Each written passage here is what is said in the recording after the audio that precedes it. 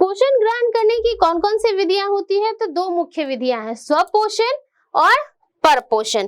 तो स्वपोषण क्या हो गया, अब उसको जानेंगे। स्वपोषण, स्व अर्थात क्या हुआ, खुद का। पोषण मैंने अभी आपको बताया, पोषण ग्रहण करने की प्रक्रिया, यानी भोजन जो ग्रहण करते हैं उसका जो पूरा उपयोग करते हैं, इसी को क्या कहा था, पोषण। जब कोई जीव खुद से अपना भोजन संश्लेषित करता है तो वो पोषण की विधि क्या कहलाएगी, हमारी स्वपोषण कहलाती है, राइट। और कौन कौन से ऐसे जीव होते हैं जो अपना भोजन खुद से संश्लेषित करते हैं? तो हम जानते हैं कि ग्रीन प्लांट जो होते हैं वो अपना भोजन खुद संश्लेषित करते हैं, यानी अपना भोजन खुद से बनाते हैं। इसके साथ साथ कुछ माइक्रो ऑर्गेनिज्म भी होते हैं जो अपना फूड खुद से प्रिपेयर करते हैं, अपना भोजन खुद से बनाते हैं, जैसे कि अलगी, राइट। ये अपना भोजन खुद से बनाते हैं, खुद से तैयार करते हैं। तो इसी वजह से हम क्या कहेंगे, इन्हें स्वपोषीय जीव या ऑटोट्रॉप्स बोलते हैं। यहाँ हमने समझ लिया। अब है हमारा दूसरा, स्वपोषण हो गया। स्वपोषण के दो प्रकार होते हैं। स्वपोषण की जो विधि हुई उसके भी कितने प्रकार हो जाएंगे, दो प्रकार हो जाएंगे। कौन कौन से? तो वो है हमारा प्रकाशीय स्वपोषण और रासायनिक स्वपोषण। प्रकाशीय स्वपोषण, इसके नाम से स्पष्ट है, प्रकाश का सबसे बड़ा स्रोत क्या है हमारी धरती पे, तो वो है सन। तो सनलाइट को एब्जॉर्ब करके जो स्वपोषण की विधि होगी उस विधि को हम लोग क्या कहेंगे, प्रकाशीय स्वपोषण कहेंगे। और ये जो विधि होगी, जिस प्रक्रिया द्वारा वो अपना भोजन बनाएगी, उस प्रक्रिया को हम लोग कहेंगे प्रकाश संश्लेषण की प्रक्रिया। अब थोड़ा सा प्रकाश संश्लेषण जान लेते हैं, डिफाइन क्या हो गया। तो एक ऐसी प्रक्रिया जिसमें हरे पौधे सूर्य के प्रकाश से, सनलाइट से एनर्जी लेंगे, क्लोरोफिल की उपस्थिति में, यह क्लोरोफिल प्लांट में पाया जाता है, और कार्बन डाइऑक्साइड तथा जल के द्वारा अपना भोजन कार्बोहाइड्रेट के रूप में संश्लेषित करते हैं या बनाते हैं, उस प्रक्रिया को कहते हैं हम लोग प्रकाश संश्लेषण की प्रक्रिया। आप यहाँ देख रहे हो ये क्या है, ग्रीन प्लांट है। ये जो ग्रीन प्लांट है वो क्या कर रहा है, तो भोजन बना रहा है। किस विधि से? तो ये क्या करेगा, सनलाइट को लेगा सन से, साथ ही साथ एटमॉस्फेयर से कार्बन डाइऑक्साइड को लेगा, यहाँ हम देख रहे हैं। तो ये क्या है, सोलर एनर्जी किससे ले रहा है, सन से ले रहा है। कार्बन डाइऑक्साइड आ रहा है इसके पास एटमॉस्फेयर से, वाटर कहां से आ रहा है, तो सॉइल से। अब ये प्रोसेस क्या कहलाया इसका, फोटोसिंथेसिस, जिसे बनाया क्या, ग्लूकोज और ऑक्सीजन। इसके बारे में डिटेल हम आगे पढ़ेंगे। अब हम जानते हैं स्वपोषण के दूसरे प्रकार, जो कि हमारा है रासायनिक स्वपोषण। इसमें नाम है रासायनिक अर्थात केमिकल्स, जो ऐसी स्वपोषण की वो विधि जिसमें प्रकाश ऊर्जा का नहीं, रासायनिक ऊर्जा का उपयोग करके भोजन संश्लेषित किया जाता है, उसे हम लोग कहते हैं रासायनिक स्वपोषण की विधि, राइट। तो रासायनिक जो स्वपोषण होगा वो कैसे करेंगे, तो ये जो जीव होते हैं उस जगह पे पाए जाते हैं जहाँ की मेनली सनलाइट नहीं पहुंच पाता, लेकिन ये ऑटोट्रॉप्स होते हैं, ये अपना भोजन खुद से बनाते हैं। तो ये क्या करेंगे, तो जैसे ये जीव पाए जाएंगे समुद्र तल में बहुत नीचे, उतनी नीचे तक तो सनलाइट नहीं पहुंच पाती, तो उस जगह पे जो ज्वालामुखी निकलता है, जो सागर ज्वालामुखी होता है, उससे जो ऊर्जा निकलती है, उन्हीं ऊर्जा का उपयोग करते हैं ये अपना भोजन बनाने में। इसमें मेन जो किस किस चीजों से ये अपना भोजन बना सकते हैं, तो जो रासायनिक स्वपोषण हुआ उसमें किस चीजों से ऊर्जा उत्पादित हुआ, मैंने बताया आपको, जो ज्वालामुखी निकलती है समुद्र के नीचे से, उससे ऊर्जा गेन करेंगे।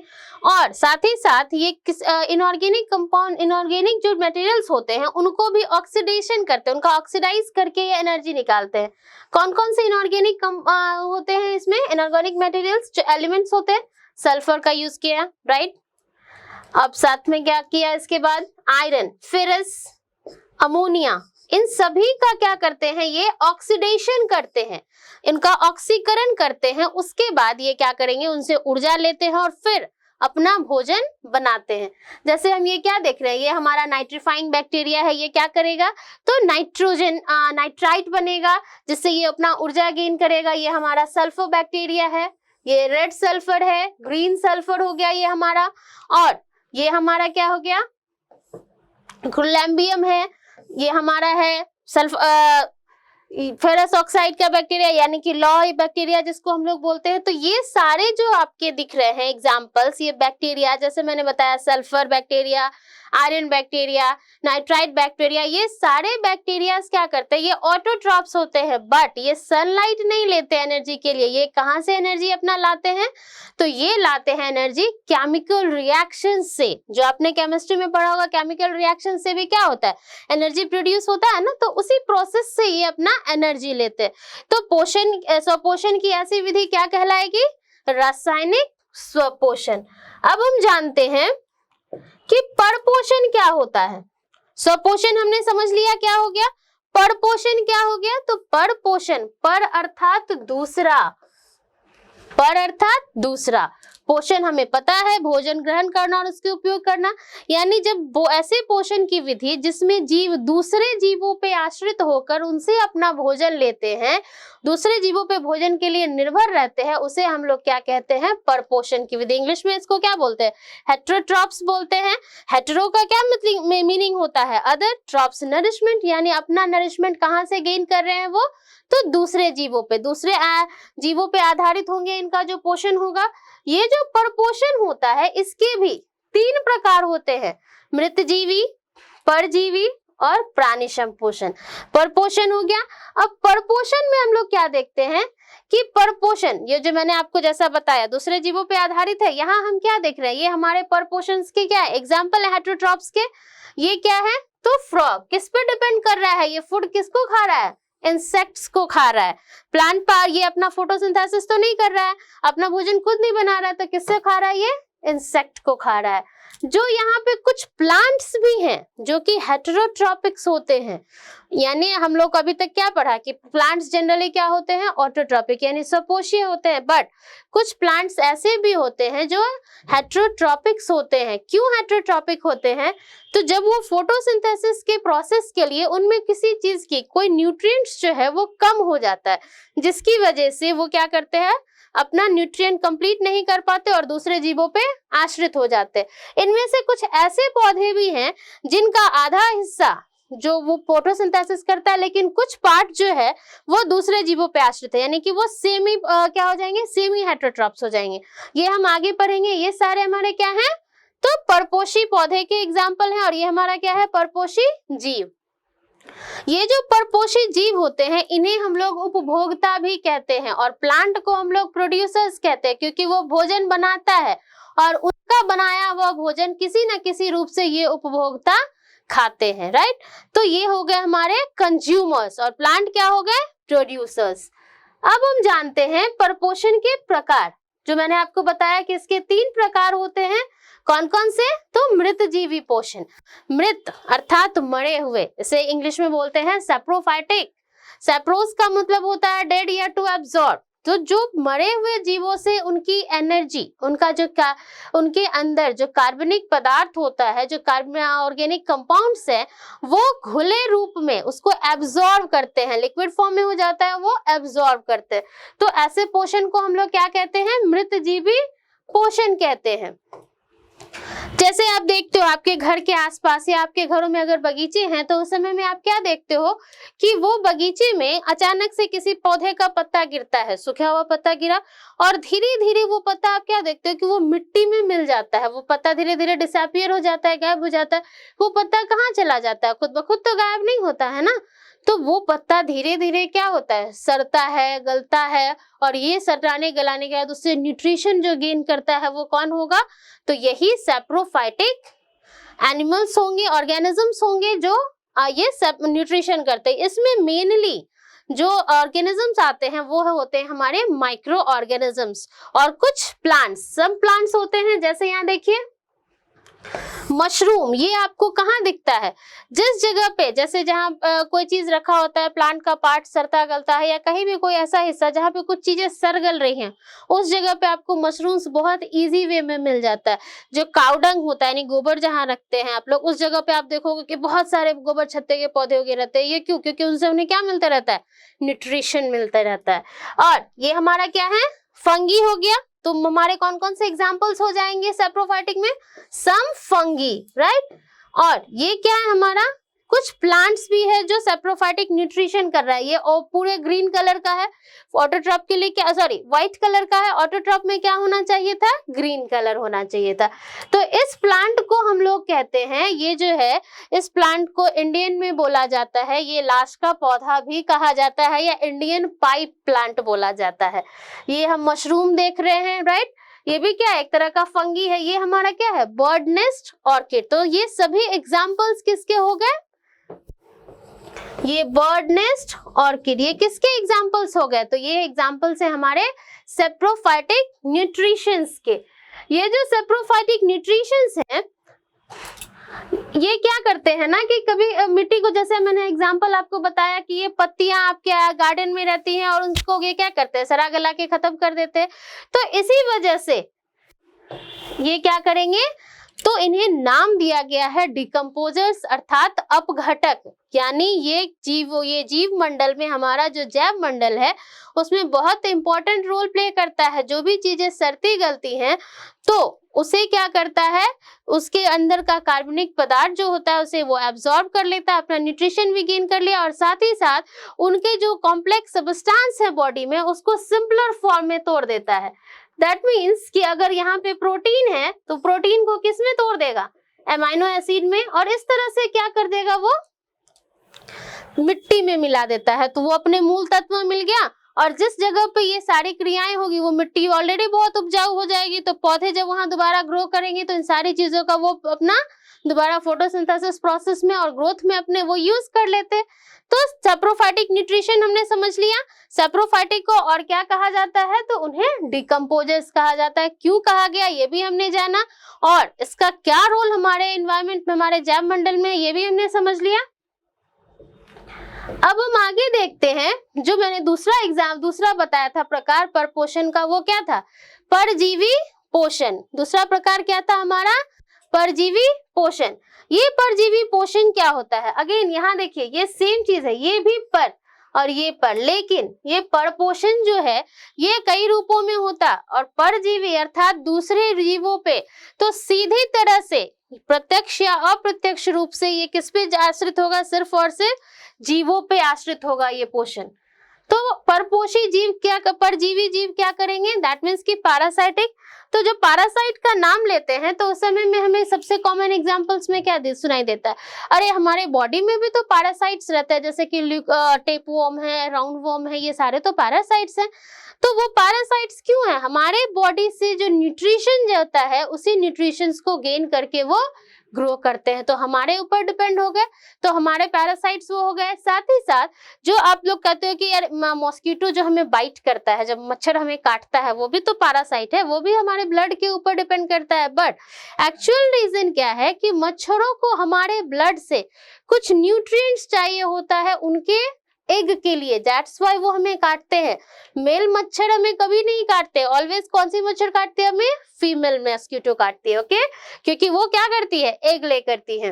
और कुछ पौधे भी होते हैं जैसे कि अमरबेल के पौधे, ये क्या कौन से पौधे होते हैं, तो ये जो पौधे हैं ये किस तरह से होते हैं, कोई भी प्लांट है राइट, उसके ऊपर इस तरह से कॉइल्ड फॉर्म में ये बनते हैं, यानी पूरी तरह से इनको घेरते हुए चले जाते हैं, एक लता के रूप में ऊपर ऊपर पूरा फैल जाते हैं। और ये जो न्यूट्रिशन गेन करेंगे, कैसे गेन करेंगे, तो ये जो प्लांट्स आप देख रहे हो, इस प्लांट्स में आपने जब टिश्यू पढ़ा होगा तो जाइलम फ्लोएम पढ़ा होगा, राइट, तो ये जाइलम फ्लोएम के बीच में पेनिट्रेट यानी कि यहाँ पे घुस जाते हैं और उससे क्या करते हैं, उनका सारा न्यूट्रिशन ले लेते हैं। तो इस तरह से इस पौधे का सारा न्यूट्रिशन ले लिया और वो जीवित हैं, उन्होंने अपना भोजन भी प्राप्त कर लिया। बट यहाँ पे क्या किया, उस पौधे के न्यूट्रिशन से वंचित कर दिया, वो पौधा पूरी तरह से न्यूट्रिशन नहीं ले पाया, जिसकी वजह से हम इसे क्या कहते हैं, ये पौधा क्या हो जाएगा, धीरे धीरे करके खत्म हो जाएगा। अब जंतु में जैसे मैंने आपको बता दिया अमरबेल, और यहाँ जितने भी आप एग्जाम्पल्स देख रहे हो ये सब क्या है, किसी न किसी रूप पे दूसरे जीवों पे आश्रित होता है। जैसे आप यहाँ देखो, इसे कुछ नहीं चाहिए दूसरे पौधों से, लेकिन सिर्फ जगह के लिए ये क्या कर रहा है, दूसरे पौधे पे जाकर के ऊपर में ही ग्रो करता है, ये नीचे नहीं ग्रो करेगा। तो सिर्फ जगह के लिए ये क्या हो गया, दूसरे पौधे पे आश्रित हुआ, ये हमारा क्या दिख रहा है, तो ये अमरवेल का पौधा है। इसमें आपको क्या है, ये सिर्फ ये पार्ट्स जो फ्लावर होते हैं वही होता है, इसमें लीफ नहीं होता, जिसकी वजह से ये अपना फोटोसिंथेसिस प्रोसेस नहीं कर पाएगा। तो मैंने स्टार्टिंग में आपको क्या बताया था, पौधों में किसी चीज की कमी की वजह से ही वो दूसरे जीवों पे आश्रित रहते हैं। ये आपका राफेलसिया है, रफलेशिया, हमारा ये क्या है, चंदन का पौधा है, ये भी दूसरे पे आश्रित रहता है। एक और पौधा होता है जो कि इसका जड़ यानी इसके रूट जो होते हैं वो पैरासाइटिक होते हैं। क्यों होते हैं, यहाँ देखिए, ये मेन हमारा ऑटोट्रॉपिक प्लांट हो गया, इसके दोनों साइड जो ये प्लांट है ये क्या कर रहा है, इसी के रूट में ये पेनिट्रेट हो गया, और जो ये रूट न्यूट्रिशन ले रहा है उसी से ये पौधा भी क्या करते चला जा रहा है, ग्रो कर रहा है। तो इस तरह से हम क्या देख रहे हैं कि ये इसका रूट भी रूट इसका क्या कर दिया, पैरासाइट हो गया, उसका न्यूट्रिएंट ले लिया, यहाँ पे इसके स्टिम्स ही क्या कर दिए, उसमें पेनिट्रेट हो गया दूसरे पौधे में, तो उसको तरह से वो क्या हो गए, पैरासाइटिक नेचर के हो गए। रेफ्लेशिया क्या करता है, इसका सिर्फ ये फ्लावर पार्ट जो है वो जमीन के ऊपर होता है, बाकी सारे भाग जो होते हैं इसके वो जमीन के नीचे पाया जाता है।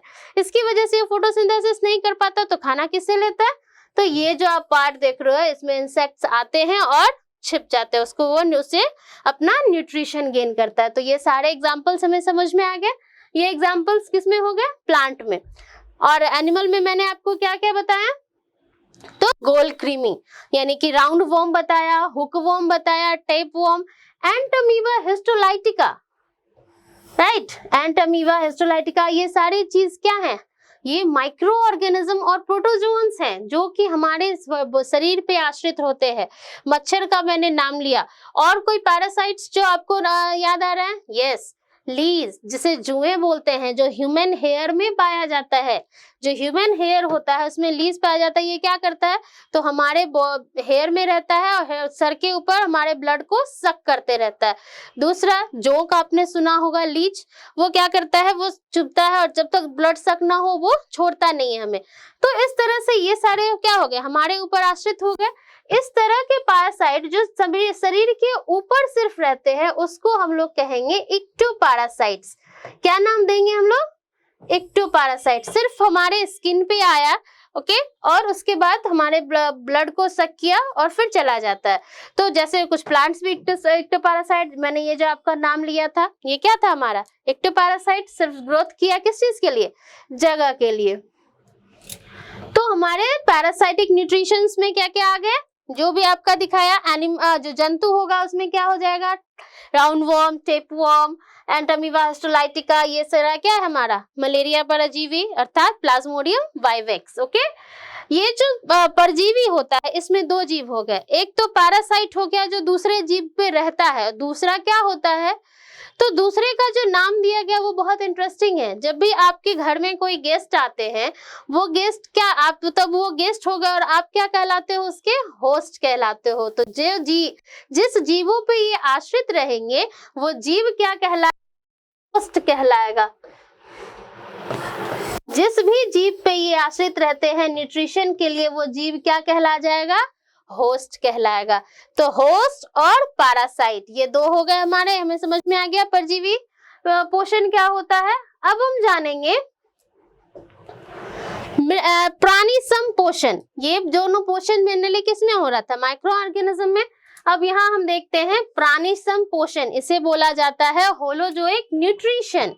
अर्थात होलोजोइक न्यूट्रिशन होता क्या है, पोषण की ऐसी विधि जिसमें सॉलिड या लिक्विड रूप में, ठोस या तरल पदार्थ के रूप में दूसरे जीवों से भोजन ग्रहण किया जाता है और उनके कार्बनिक पदार्थ को ग्रहण किया जाता है, उसे क्या कहा जाता है, प्राणी संपोषण कहा जाता है, राइट। तो ये प्राणी संपोषण हो गया। इसमें जो एग्जाम्पल्स होंगे वो एसेलुलर भी, यूनिसेलुलर भी होंगे और मल्टी सेलुलर यानी एक कोशिकीय भी और बहुकोशिकीय, जैसे अमीबा, मेढक, हम लोग मनुष्य जो हैं वो सारी। तो ये क्या हो गए, होलोजोइक न्यूट्रिशन। तो जो प्लांट जैसे ये करते हैं, ये एक कोशिकीय जीव जो है, यहाँ एक कोशिकीय जीव में क्या होता है, तो हम लोगों ने पहले से जाना, एक कोशिका का जब पढ़ा था उस समय वो सारे अपनी जैविक प्रक्रियाओं को किससे पूर्ण करते हैं, एक कोशिका से। तो ठीक इसी तरह से ये भी क्या करेंगे, तो एक कोशिका द्वारा ही अपनी सारी प्रक्रियाओं को पूर्ण करेंगे। जो होलोजोइक न्यूट्रिशन है वो 5 चरणों में कंप्लीट होती है। 5 चरण कौन कौन से हैं, तो वो 5 चरण है, इंगेशन यानी भोजन को वो खाते हैं, पहले क्या करेंगे, खाएंगे, उसके बाद इसका हो जाएगा डाइजेशन, भोजन के बाद वो क्या करेंगे, उसको पचाएंगे, राइट। अब जब डाइजेशन हो जाता है तो उसका जो न्यूट्रिएंट होगा उसको क्या करते हैं, ये एब्जॉर्ब करते हैं, एब्जॉर्प्शन हो गया इसका, राइट।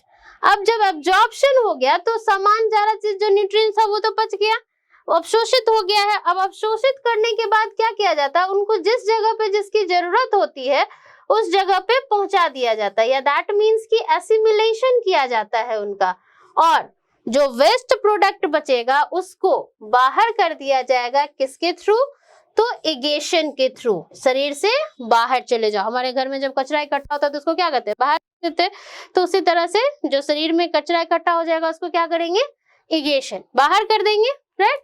तो ये पांचों चरण हमारे कंप्लीट, तो इसी 5 स्टेप्स में हमारे होलोजोइक न्यूट्रिशन कंप्लीट होते हैं। एग्जांपल्स क्या क्या बताया मैंने आपको, अमीबा, फ्रॉग और ह्यूमंस, राइट। तो हम यहाँ क्या देख रहे हैं कि ये जो हमारा फ्रॉग है ये क्या कर रहा है, किस पे डिपेंड है, इस इंसेक्ट को खा रहा है, जो मैंने पहले भी आपको बताया था। अब यहाँ हो गया इंसेक्ट, तो इसमें जो आप देख रहे हो, मैंने यहाँ क्या बताया कि जो इसमें दोनों जीवों में अलग अलग होता है, एक कोशिकीय और बहुकोशिकीय जीवों में इसकी क्रिया अलग होगी। एक कोशिकीय जीव जैसे आप क्या देख रहे हो, ये अमीबा, ये यहाँ क्या कर रहा है, ये एक स्यूडोपोडिया डेवलप कर रहा है। ये स्यूडोपोडिया क्या है, यानी फॉल्स लेग है। जैसे ही फूड आया इसके अंदर ये क्या कर रहा है, फूड वैक्यूल्स बना, यानी भोजन ले लिया। अब इसका डाइजेशन का काम शुरू है, इसके शरीर के अंदर, इसके बॉडी के अंदर डाइजेशन हो रहा है। उसके बाद फिर क्या होगा, तो ये जब डाइजेशन होगा, ये डाइजेशन हम क्या देखेंगे यहाँ पे कि उसके बाद इसके शरीर में जो एब्जॉर्प्शंस हैं वो क्या कैसे होगा, उसी एक सेल से होगा, और एब्जॉर्प्शंस के बाद एसिमिलेट होगा, फिर एसिमिलेशन के बाद इगेशन हो जाएगा। यानी ये पांचों स्टेप्स जो है ये एक ही सेल कंप्लीट करेगा अमीबा में। दैट मीन्स कि किसी भी एक कोशिकीय जीव में ये पांचों चरण जो होलोजोइक न्यूट्रिशन में होता है वो एक कोशिका द्वारा होगा, लेकिन जो बहुकोशिकीय जीव होते हैं उसमें ये चरण जो होते हैं वो अंग और अंगतंत्रों द्वारा होता है। हम यहाँ क्या देख रहे हैं, एक रफ स्ट्रक्चर से हमारे बॉडी का, हम क्या करते हैं, खाना कहाँ से खाते हैं, मुंह से खाते हैं, गले के थ्रू होते हुए हमारे पेट में जाता है, डाइजेशन होता है, उसके बाद स्मॉल इंटेस्टाइन और लार्ज इंटेस्टाइन का वर्क होता है जो एब्जॉर्प्शन एसिमिलेशन करते हैं, उसके बाद शरीर से एनस के थ्रू वो बाहर चला जाता है। तो इस तरह से हमने क्या देखा, तो जो बहुकोशिकीय जीव है उसमें हर काम के लिए, हर एक प्रक्रिया के लिए अलग से अंग तंत्र बना होता है, जटिल होता है, इसी वजह से इसे कहा जाता है। तो ये सारा चीज हम लोगों ने देख लिया, हमें समझ में आ गया प्राणी संपोषण। अब हम एक एक करके सब चीजों को फिर से डिटेल में जानते हैं। तो हमें पढ़ना क्या है पोषण में, पौधों में पोषण और जंतुओं में पोषण। ये हमारे मेन जो 2 टॉपिक है वो हमारा क्या है, जंतुओं में पोषण और पौधों में पोषण। तो अब सबसे पहले हम लोग पढ़ेंगे कि पौधों में पोषण किस तरह से होता है।